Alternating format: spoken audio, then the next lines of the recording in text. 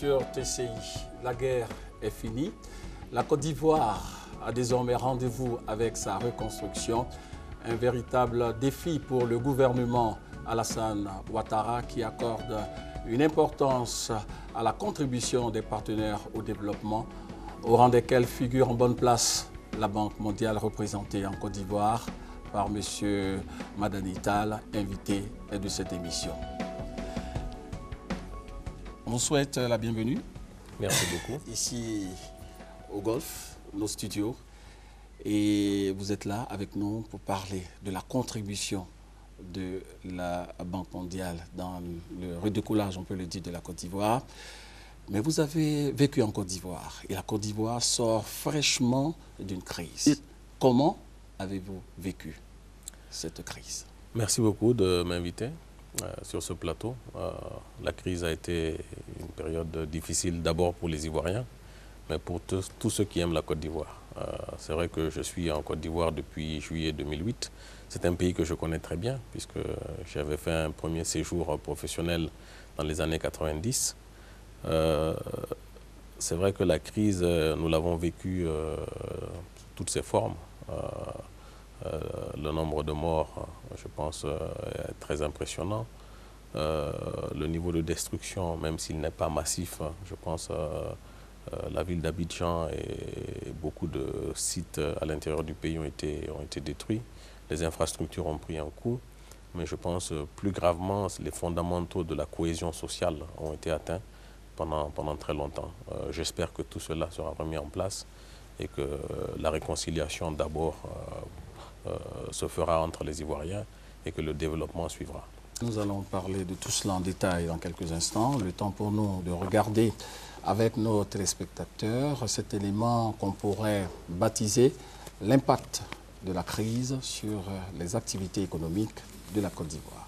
À partir de décembre 2010, l'économie de la Côte d'Ivoire a durement ressenti le contre-coup des événements post-électoraux. Les sanctions imposées par la communauté internationale, en particulier contre les principaux ports du pays, la fermeture quasi totale du système bancaire, le conflit armé dans l'ouest du pays sont autant de faits qui ont exacerbé la crise. Il en résulte d'importants dommages matériels subis par les infrastructures, les locaux de l'administration publique, l'outil de production et les biens privés. Les besoins financiers sont intenses car il faut rétablir l'administration publique, veiller à la reprise économique, notamment à la réhabilitation des infrastructures et à la réduction de la pauvreté. La baisse des recettes et la hausse des dépenses résulteront en une augmentation significative du déficit budgétaire. L'appui budgétaire des donateurs bilatéraux et multilatéraux devront être suffisants pour couvrir la majeure partie du déficit. Néanmoins, il est peu probable que cet appui permette d'honorer les engagements substantiels au titre du service de la dette extérieure pour l'année en cours dû aux créanciers bilatéraux publics et privés. Un système bancaire sain et dynamique pourrait apporter une importante contribution au financement de la relance économique. Toutefois, il a subi des pertes significatives tant au niveau de ses infrastructures que des portefeuilles des prêts reflétant les difficultés économiques que vivent les clients, en particulier ceux des petites et moyennes entreprises d'Abidjan et de l'intérieur du pays. Voilà, comme on vient de le voir, monsieur le directeur, la Côte d'Ivoire est vraiment confrontée à un certain nombre de difficultés. Les besoins des Ivoiriens se font sentir au quotidien. Il est bon de savoir ce que votre institution fait de façon concrète pour répondre aux attentes de ces populations ivoiriennes. Je crois que ces attentes sont légitimes. Les Ivoiriens ont besoin de sentir que leurs conditions de vie changent pour le mieux.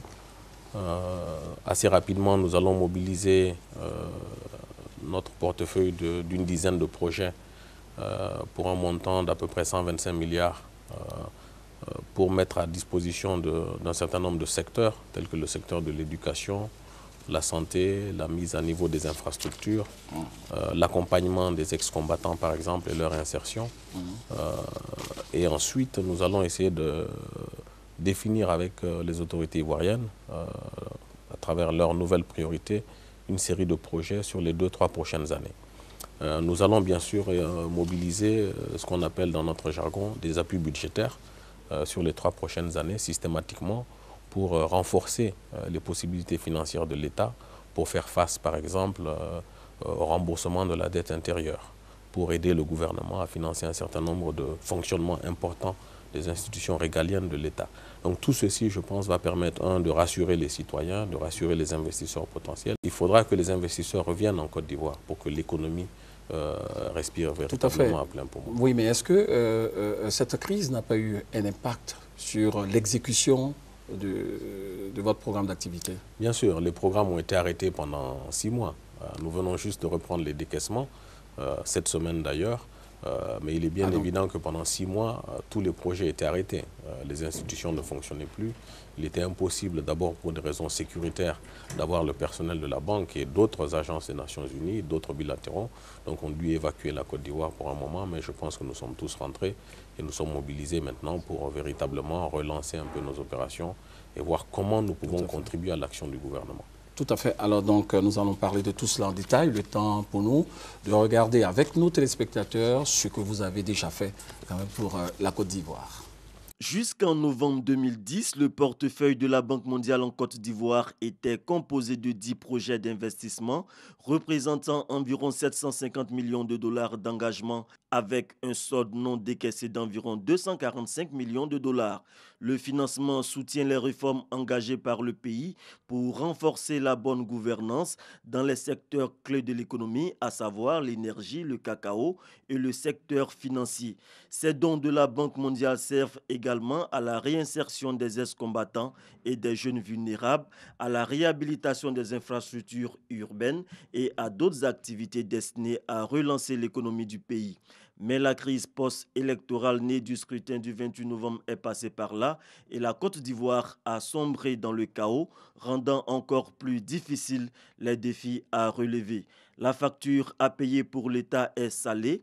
En plus de nombreuses pertes en vies humaines, le conflit a endommagé le tissu social et économique avec sans doute l'augmentation sensible du nombre des chômeurs, surtout parmi les jeunes et les femmes.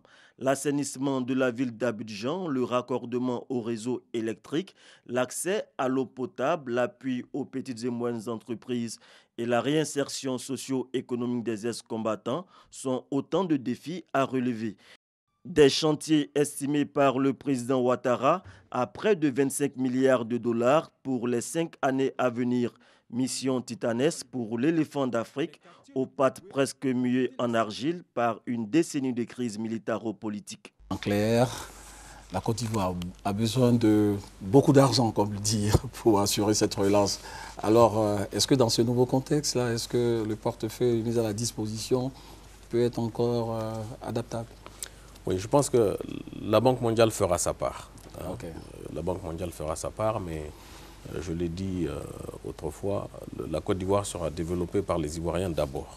C'est un pays riche qui a des ressources humaines compétentes, des ressources naturelles extrêmement importantes. Oui, il y a la cohésion sociale aussi qui figure au nombre de vos priorités. Oui, parce que c'est extrêmement important. Un pays qui a connu une crise comme nous l'avons connu ici en Côte d'Ivoire, doit d'abord bâtir sur une nation qui est en cohérence avec elle-même, une nation réconciliée et des Ivoiriens qui se tiennent la main pour travailler, pour aller vers un seul objectif. Quand les gens tirent dans des directions différentes, il est bien évident qu'on ne peut pas faire avancer un pays. Donc la cohésion sociale doit être le fondement de toute action de développement. Et il est clair qu'en tant que partenaire au développement, il est plus facile de travailler et d'accompagner un pays qui est en cohérence avec lui-même que de travailler dans un pays qui est, si vous voulez, en contradiction. Donc nous souhaitons effectivement que cette cohérence, cette cohésion nationale se fasse le plus rapidement possible, que cette réconciliation nationale se fasse et que tous les Ivoiriens puissent apporter leur mieux. Je pense à l'édifice, à la construction de l'édifice ivoirien. Ensuite, les partenaires peuvent venir accompagner avec leurs ressources, leur technicité, leurs conseils. Et je pense que c'est toute la nation ivoirienne qui en profitera. C'est ça. Et puis la réhabilitation communautaire dans l'ouest du pays. Alors l'ouest est une zone qui a été effectivement fortement touchée. Malheureusement, c'est une zone, je dirais, où on a véritablement connu les affres de la guerre. non seulement en termes de vie humaine, mais aussi en termes de destruction et des infrastructures et du paysage et des fondements même de cette région. Donc c'est une région sur laquelle il va falloir mettre un accent particulier. Je pense que l'Ouest, comme le Nord aussi, qui a été une région délaissée pendant très longtemps, doit faire l'objet, je pense, d'une attention particulière. Et il ne faut pas que tous les projets se retrouvent à Abidjan ou à Bouaké, disons. Il faut vraiment que l'effort de développement, d'accompagnement des projets se fasse de façon équilibrée sur l'ensemble du pays. C'est pour ça que dans le programme de renaissance des infrastructures que la Banque mondiale envisage de mettre en place, l'idée est de prendre, par exemple, chaque ville, dans chaque département, dans la ville principale, de faire à peu près une quinzaine de kilomètres de bitume dans les centres urbains, d'électrifier, d'assainir la voirie, etc., pour donner à chacune des villes un semblant de renaissance. Il faut que les Ivoiriens qui habitent à Bengourou, qui habitent à Ferreké, qui habitent à Gagnon, à Daloa, sentent qu'il est dans une ville où il peut être fier, où il peut aller au boulot le matin, où le soir il peut sortir tranquillement et que les grandes avenues sont électrifiées, qu'il y a l'eau potable, etc., Donc je pense que tout ceci va contribuer à donner ce sentiment de grandeur, je pense, qui a manqué un peu à la Côte d'Ivoire ces dernières années et que ce pays devrait être en situation de normalité, si vous voulez. Il y a des acteurs de la société civile qui aimeraient vous poser quelques questions directement. On va les écouter. Alors, tant que la réaction... Monsieur le représentant de la Banque mondiale, est-ce que, concernant la femme, qu'est-ce que la Banque mondiale peut faire pendant cette crise post-électorale pour les femmes? De deux, qu'est-ce que la Banque mondiale peut faire pour les jeunes? Parce que ce sont les jeunes qui ont été beaucoup frappés par cette crise. Je voudrais saluer le directeur général de la Banque mondiale et lui demander que nous, assistants sociaux, nous voulons aller partout. Aujourd'hui, avec la situation que vit la Côte d'Ivoire, les associations ont besoin d'être partout, assister les populations. Nous n'avons pas de moyens de locomotion. Est-ce que la Banque mondiale est prête à nous financer pour que nous puissions aller partout, c'est-à-dire que les associations puissent aller partout pour assister les populations en détresse? Je voudrais que le DG me réponde sur cette question. Je voulais poser une question à monsieur le directeur de la Banque mondiale. En Côte d'Ivoire ici, nous avons perdu beaucoup de choses dans nos maisons même ont été brûlées.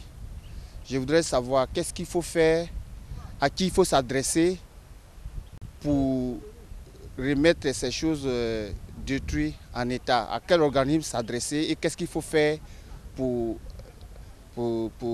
avoir gain de cause auprès de la Banque mondiale. Monsieur le représentant de la Banque mondiale résident en Côte d'Ivoire, monsieur Madani Tall, je suis très heureux d'apprendre que vous êtes en Côte d'Ivoire post-crise. Vous saviez, la Côte d'Ivoire est délabrée. Et avec votre présence en Côte d'Ivoire, les Ivoiriens seront très soulagés du fait même que vous allez apporter le soutien de la Banque mondiale. 1. Pour les infrastructures socio-économiques. 2. Les routes. 3. Les hôpitaux. 4. L'éducation. 5. Autres infrastructures du pays. Ce serait avec beaucoup de bonheur que les Ivoiriens vous diront merci.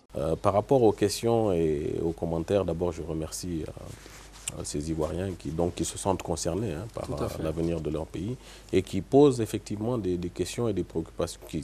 Leurs préoccupations sont tout à fait légitimes. Je pense qu'un pays ne peut pas se développer sans impliquer fortement, je veux dire, sa moitié. Oui, tout à fait.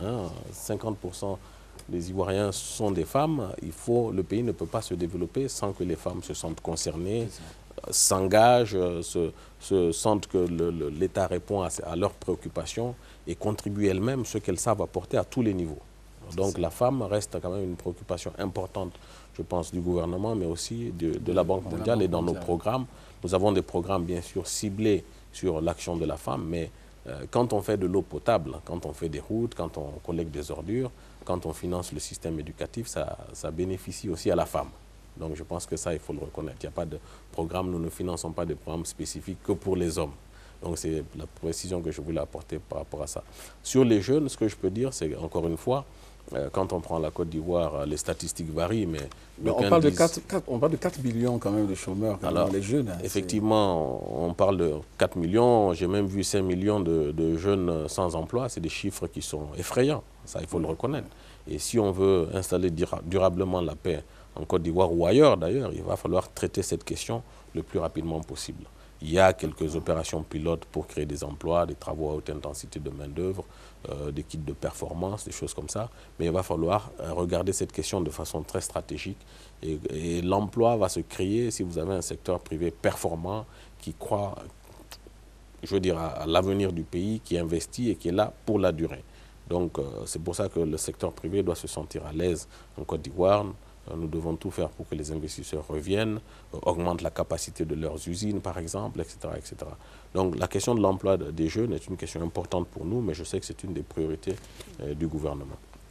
Sur la question qui a été posée par notre ami qui veut repartir sur le terrain, apporter une assistance sociale aux populations, surtout que ces populations aujourd'hui sont en détresse, sont vulnérables. C'est vrai qu'il faut rapidement voir comment réinstaller d'abord l'administration, je pense dans sa globalité sur l'ensemble du terrain. Il faut que l'Ivoirien qui se trouve à Bongouanou ou à Odjéné se sente aussi Ivoirien que l'Ivoirien qui est à Abidjan, qui a accès à tous les services sociaux par exemple.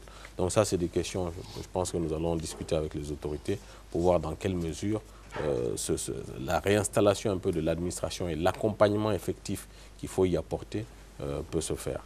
Maintenant, par rapport aux nombreux besoins qui ont été énumérés, c'est vrai qu'encore une fois, je pense, soyons modestes, la Banque mondiale ne peut pas tout faire. Oui. Le président Ouattara l'a dit, les besoins financiers sur les 5 prochaines années frôlent les 25 milliards de dollars. C'est des sommes colossales. Et ça ne concerne que l'assistance qui est attendue des partenaires. C'est sans compter les ressources que la Côte d'Ivoire elle-même est prête à mettre à disposition, à mettre à contribution. Sur ces 25 milliards, la Banque mondiale apportera ce qu'elle peut apporter, mais ça ne pourra pas résoudre ou faire face à tous ces besoins. Donc je pense qu'il va falloir donc prioriser. Il y a des choses qu'on peut faire assez rapidement, il y a des choses qu'il va falloir construire dans le temps, mais je suis optimiste, moi, sur la durée. Encore une fois, c'est un pays potentiellement riche. Ce potentiel, il faut le mobiliser. Je pense qu'avec la sortie de crise et avec le retour à la normalité, beaucoup d'Ivoiriens, par exemple, de la diaspora, ont bien envie de revenir travailler dans leur pays, ont bien envie de revenir s'investir dans leur pays. La sous-région attend beaucoup de la Côte d'Ivoire, que la Côte d'Ivoire rejoue ce rôle de leadership que le pays n'aurait jamais dû perdre. Donc sur toutes ces questions-là, je pense que le temps va nous aider dès lors qu'on aura résolu les problèmes urgents, les problèmes prioritaires, donc de reconstruction, de réconciliation et de mise en cohérence un peu de la Côte d'Ivoire en tant qu'une nation qui voit vers l'avenir et où tous les Ivoiriens se tiennent la main. Tout à fait. Alors je crois savoir aussi que la Banque mondiale s'est engagée dans la construction du 3e pont, le pont Marcory, Riviera. Alors qu'en est-il exactement ? Alors, parce que les Ivoiriens attendent ça, oui, ça on peut le dire. Je le dis toujours, s'il y a un projet à faire aujourd'hui, c'est bien celui-là. C'est même pas une nécessité, c'est un impératif. C'est un impératif. Pour une ville d'Abidjan qui aujourd'hui frôle les 5 millions d'habitants, 2 ponts, c'est pas acceptable. Donc il faut faire ce 3e pont. Il faut le faire dans de bonnes conditions. Je pense qu'un certain nombre de partenaires se sont alignés pour apporter leur contribution. La Banque africaine de développement, au niveau du groupe de la Banque mondiale, notre agence MIGA donc, est partenaire, mais il y a aussi le secteur privé, bien sûr, qui apporte une partie du financement, et le gouvernement. Donc tout le monde s'accorde à dire que ce pont, il faut le faire. Je pense qu'il était prévu depuis un bon moment, mais la crise n'a pas aidé non plus. Donc maintenant que la situation se stabilise, moi je suis optimiste que les travaux pourront être lancés assez rapidement. Il y a également l'échangeur de la Riviera 2. Oui. Là, les fonds aussi sont disponibles. Alors, oui, les ressources sont disponibles. Donc je pense que tous ces grands projets, il va falloir les remettre, je pense, sur le tapis et s'organiser pour pouvoir les faire démarrer de façon effective. Alors, nous allons maintenant peut-être rentrer dans les détails au niveau de la Côte d'Ivoire qui est considérée comme étant un PPTE, pays pauvre et très endetté.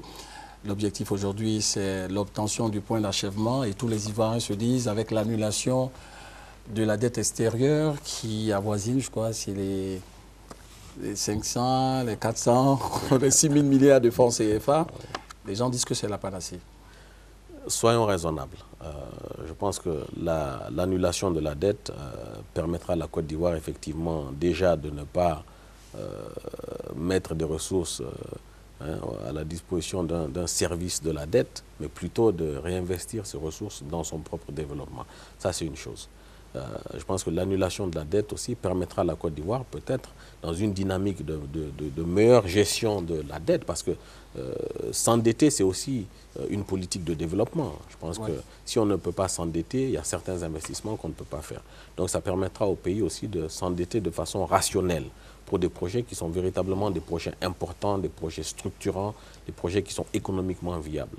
Mais l'atteinte du point d'achèvement ne va pas permettre immédiatement de multiplier les salaires de tous les fonctionnaires par 4, de transformer Abidjan immédiatement en Tokyo ou en Singapour. Soyons raisonnables. Donc c'est clair que c'est un acquis important pour le pays, mais ce n'est pas la panacée. Ça ne permettra pas de solutionner tous les problèmes.